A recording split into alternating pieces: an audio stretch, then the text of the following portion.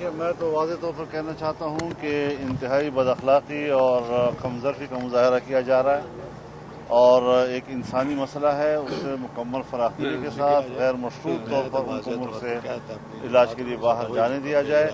मैंने कल वहाँ अपने आज़ादी मार्च के इज्तिमा में भी ये बात बड़ी वजाहत के साथ कही थी।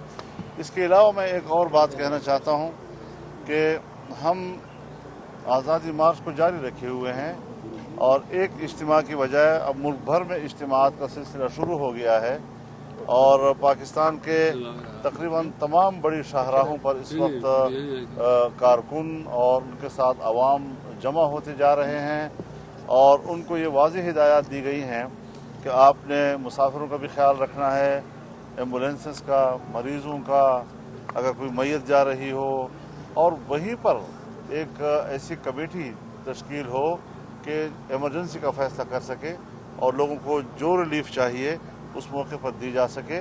ये हमारा एक बड़ा जमहूरी अंदाज़ है, एक जमहूरी हक़ है और ये मामला अगर ये लोग अब तक इस्तीफ़ा दे चुके होते तो शायद ये मामला पूरे मुल्क में ना फैलता।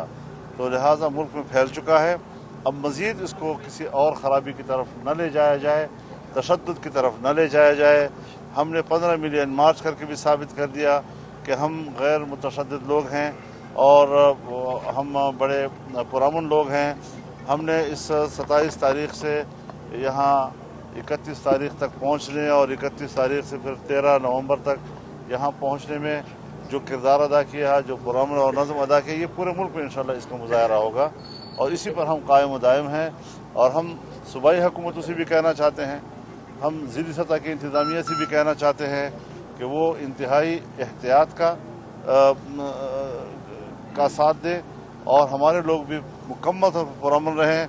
एहतजाज हमारा हक़ है, लेकिन ये हम कौम की जंग लड़ रहे हैं, अवाम की जंग लड़ रहे हैं और ये कहना कि जी इससे शहरी मुतासिर होंगे, मेरे ख़्याल में हम शहरियों की जंग लड़ रहे हैं।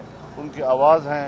जहाँ पर टमाटर आपको 300 और 350 पे मिलता हो, आप बताएं कि आम आदमी क्या करेगा, बाज़ार से कैसे जाके ख़रीदेगा जी। एक और बात भी मैं इजाफ़ा कर लेता हूँ चौधरी साहब की, मैं तारीफ़ भी करूँगा कि उन्होंने कल कहा है कि इमरान खान के होते हुए ऐसी सूरत हाल पैदा हो गई है कि शायद 2-3 महीने के बाद कोई इस बात के लिए तैयार ना हो कि मुल्क के वज़ीर आज़म बने, क्योंकि इसके बाद फिर मुल्क को संभाला नहीं जा सकेगा।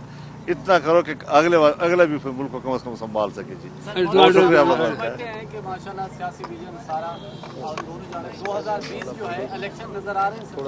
2020 तक शायद मुश्किल से पहुँचेंगे।